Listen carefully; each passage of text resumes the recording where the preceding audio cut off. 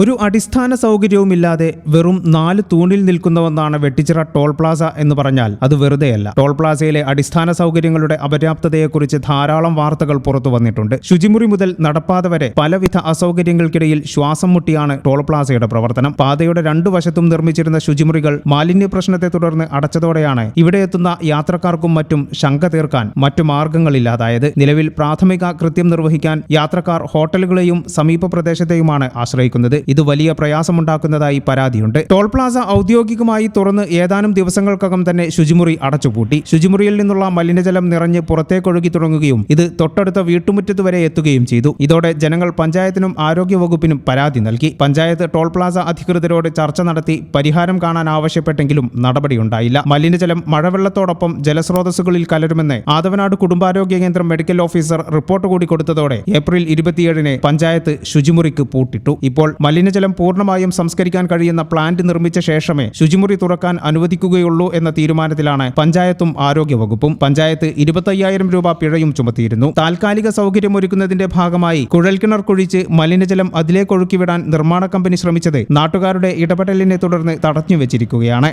ഈ channel news Vettichira. മനസ്സിലുള്ളത് ഇനി മാറ്റിവെക്കേണ്ട MX വെഡിംഗ് സെന്റർ അവതരിപ്പിക്കുന്നു MX സൂപ്പർ സെയിൽ. നാളിതുവരെ ഞങ്ങളെ ചേർത്ത് നിർത്തിയതിന് പ്രിയ ഉപഭോക്താക്കൾക്കായി MX നൽകുന്നു എല്ലാ വസ്ത്രങ്ങൾക്കും ഫ്ലാറ്റ് 20% ഓഫ്.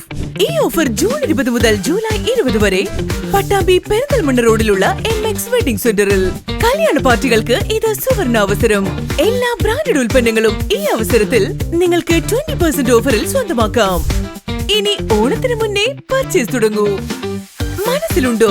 MX ലുണ്ട്. MX wedding centre, Perinthalmanna road, മേലെ പട്ടാമ്പി.